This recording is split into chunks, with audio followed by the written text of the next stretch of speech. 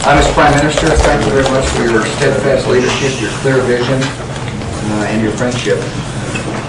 Yesterday was an important day for the Iraqi people.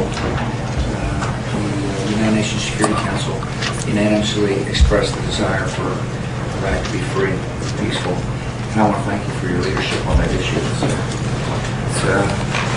It's really important for leaders to have allies they can count on and rely on. It's got good judgment. We do. Right to America. Well, thanks very much, Mr. President, and thank you for your help and support in getting the resolution through. It's been a really important time, and the crucial thing now is that the people of Iraq know they've got the whole of the international community on side for Iraq as a stable and democratic country, and the terrorists and the fanatics and the extremists who are trying to stop this democracy happening know they've got the whole of the world against them, and that's the key thing. A couple of questions, Tom.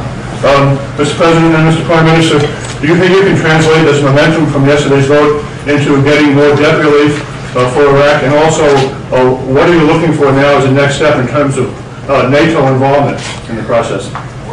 We discussed NATO, the NATO involvement over breakfast, and we believe NATO ought to be involved. We will work with our NATO friends to at least continue the role that now exists, and hopefully expand it somewhat. There's going to be some constraints, obviously. A lot of NATO countries are not in a position to commit any more troops. We fully understand that. But I do think NATO ought to stay involved. And I think we have a good chance of getting that done. Sorry, I mean, I think that's right. I think also the key next step in this is going to be for the new Iraqi government to sit down with a multinational force and work out how, over time, the Iraqi capability for security can be established and built up. I mean, there is a capability that's there at the moment, but we know that there are gaps in that capability.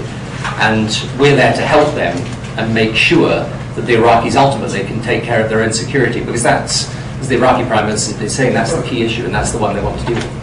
I mean, given what's gone wrong in Iraq as well as what's gone right, if you see what I mean, is there any way you think what's happening in Iraq can be a model for the rest of the Middle East, particularly given the fact that countries like Saudi Arabia have declined to come here? Well, I think that the one thing that's interesting when you talk to the Iraqi Prime Minister and the new Iraqi government is that they do see the possibility of a democratic Iraq being a force for good in their region, as well as obviously being good for the people of Iraq. I mean, I think this is a process of change, and we've got to help people manage it.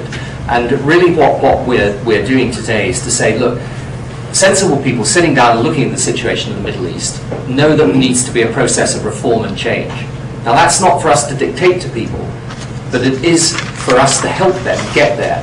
And that's what this is about. And I think it's all part of the same picture, which is to say to people, the security challenge we face obviously has to be dealt with by security measures, but it's not just about security measures. It's not just about force. It's also about political and democratic reform. And it's about helping people to get to where they know, I think, really, that they need to be, but they need some help to get there. Steve. Mr. President, you're seeing the new president of Iraq today. What are you going to tell him? What do you want to hear from him? And how can he and the other leaders function properly in the atmosphere of violence there? Yeah, I'm going to tell him we're pulling for him. We're pulling for the people of Iraq, particularly those who have a deep desire to live in a free society. I'm going to thank him for having the courage to stand up and lead, and tell him that America will help him. I'm also going to tell him that when we say transfer full sovereignty, we mean transfer full sovereignty. He is the president of a sovereign nation, and therefore he and the Prime Minister and the rest of the ministers must make decisions on wise decisions on behalf of the Iraqi people. I'm looking forward to the meeting with the man, and in one of my conversations with him, he thanked me for the sacrifices of coalition troops, and for which I was most grateful. It's American people need to know that there are people in Iraq who are deeply grateful for the fact that our sons and daughters have died for their freedom.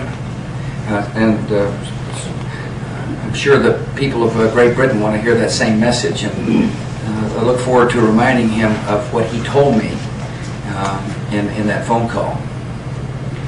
Final question. We got to get ready. I got to go over. I'm the host, so I got to greet people. What do you both say to the men of violence in Iraq who will probably want to take no notice of this resolution? I will tell them that freedom will eventually prevail, and that they are not going to drive us out of Iraq because of their random killing. That we will not be intimidated by their murderous ways. Thank you all. Thank you. Okay. Thank you. Thank you.